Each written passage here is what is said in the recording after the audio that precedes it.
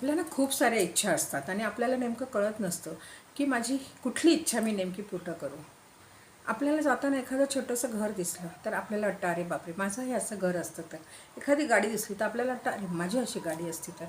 अशा अनेक गोष्टींनी आपलं मन भारावून जातं आणि आपल्याला वाटतं हे माझ्याकडे असायला हवे आणि मलाच मिळायला पाहिजे आणि हे असंच मिळायला पाहिजे.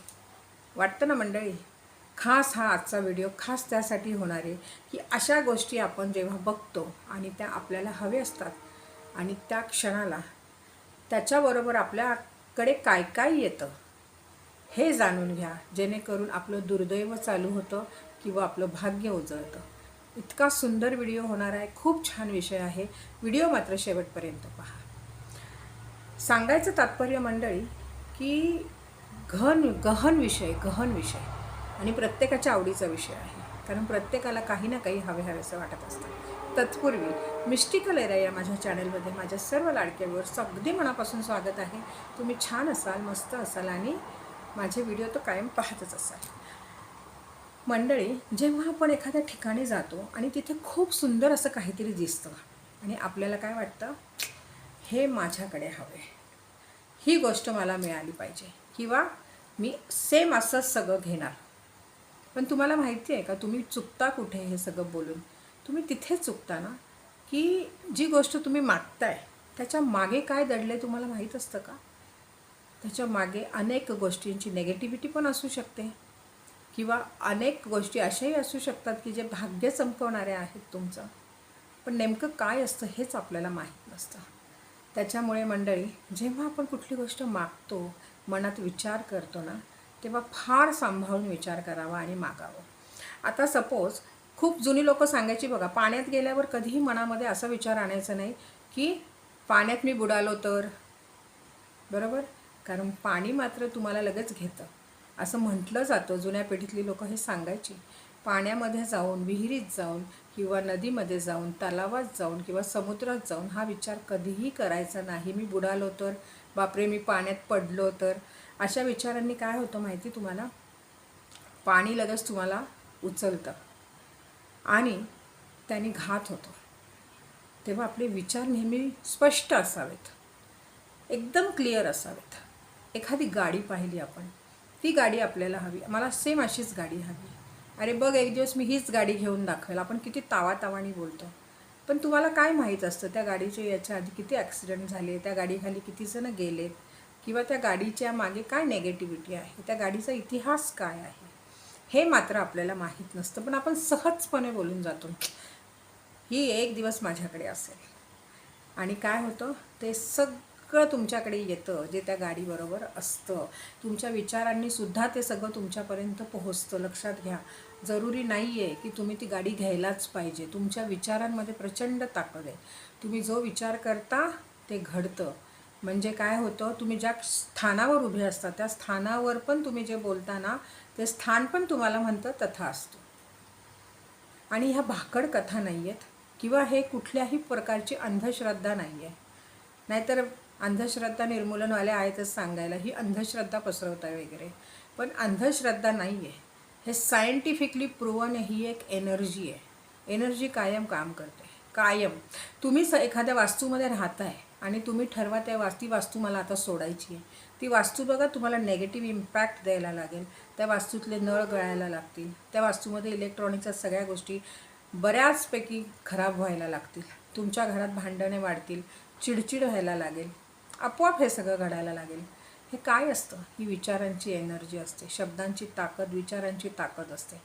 तेव्हा मंडळी, एखादं घर आवडलं तर बघ एक दिवस मी हे घर घेऊन दाखवीन, बघ एक दिवस मी असंच सगळं सेम टू सेम घर बांधेन, असं बोलण्याऐवजी ना खूप छान पद्धतीने आणि एकदम क्लिअरली बोलायचं.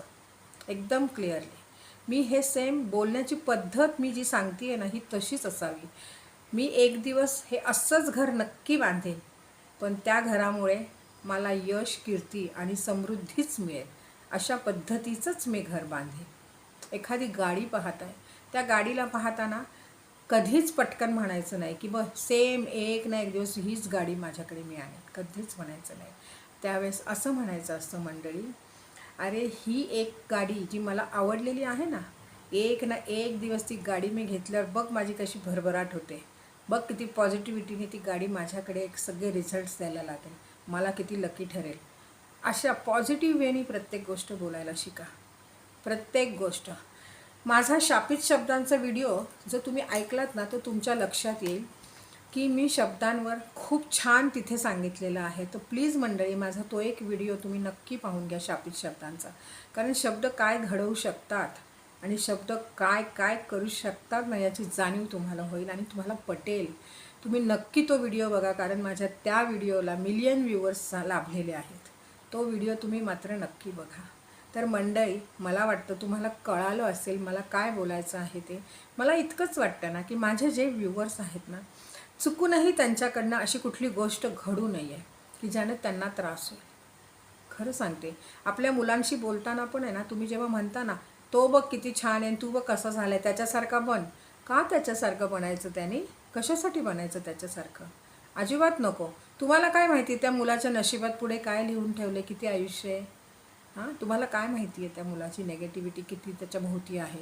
पॉझिटिव्हिटी असेल तर अतिउत्तम, पण जर नेगेटिव्हिटी असेल तर तुम्ही तर बोलून चुकलात. तुम्ही तर बोललात त्याच्यासारखं बन. उद्या तुमचा मुलगा तसाच बनला, पुढे जाऊन आज अभ्यास करणारा मुलगा उद्या आणखीन काहीतरी करायला लागला आणि तुमचा मुलगाही सेम करायला लागला, तेव्हा तुम्ही काय म्हणाल? त्याच्या नादी लागल्याने वाट लावून घेतलीस. बरोबर ना? तेव्हा आपल्या शब्दांवर पण फार ताबा ठेवा. फार महत्त्वाचे असतात आपले शब्द. उचलली जीभ आणि लावली टाळायला होत नाही ना. जिभेला हाड नाही म्हणतात ते खरं आहे. अगदी म्हणजे जिभेला हाड नसल्यावर आपण जसं बोलतो ना तसंच आपलं बोलणं असतं आणि ते बोलणं आहे ना युनिवर्स कॅच करतं आणि तुम्हाला तसंच तुमच्या आयुष्यात घडवून आणतं. तुम्हाला हवे आहे का तसं नेगेटिव्ह काहीतरी तुमच्या आयुष्यात घडावं? कुणालाच नको असतं आणि मला तर अजिबात नको की माझ्या व्ह्यूअर्सच्या आयुष्यामध्ये असं काही नेगेटिव्ह घडावं. अजिबात नको आणि मला चालणार पण नाही. तर मंडळी, एक गोष्ट ना अगदी आवर्जून करा. सगळ्यात पहिलं आहे ना, आपल्या विचारांना क्लिअर करा. आपले विचार क्लिअर ठेवा. आपल्या विचारांची पडताळणी करा. ज्या गोष्टी आपल्या मनामध्ये सल म्हणून बसलेल्या आहेत ना, त्यांना एका पेपरवर लिहा, फाडा, जाळून टाका किंवा फेकून द्या कचऱ्यामध्ये. पण ह्या गोष्टी नक्की करा. कारण काय होईल माहिती? तुमच्या विचारांमध्ये प्रगल्भता आली ना की आपोआप तुमच्या आयुष्यामध्ये एक वेगळ्या पद्धतीची लहर उठणार, एक वेगळ्या पद्धतीचं यश तुमच्या पदरी पडणार. तेव्हा विचारांना चालना द्या. पॉझिटिव्ह विचार ठेवा. प्रत्येक वेळी प्रत्येक गोष्टी हवी करू नका. तुम्ही ठरवा तुमच्या आयुष्यामध्ये काय महत्त्वाचं आहे आणि ते कुठल्या रूपात तुम्हाला पाहिजे. एखाद्या वस्तूच्या रूपाने तुमच्याकडे पनवती येईल, दरिद्रता येईल, ते सगळे प्रॉब्लेम्स घेऊन ती वस्तू जर येणार असेल तर त्याचा उपयोग काय ना आपल्याला. तेव्हा मंडळी, तुम्ही क्लिअर राहा की तुम्हाला नेमकं काय पाहिजे, तुम्हाला कसं पाहिजे सगळं. या बाबतीत मात्र नक्की क्लिअर राहा. व्हिडिओ आवडल्यावर लाईक करायचा आहे. व्हिडिओ अगदी शेअर करायला अजिबात विसरायचं नाही, कारण बरेच जण ह्या चुका करतात.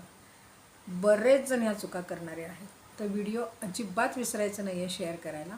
आणि ज्यांनी अजूनही चॅनलला सबस्क्राईब नाही केलं ना, फटाफट चॅनलला सबस्क्राईब करा बरं. आणि बेल आयकॉनचं बटन तर सगळ्यात पहिले दाबायचं आहे, म्हणजे माझे व्हिडिओ पोस्ट होताच तुमच्यापर्यंत पोहोचतील.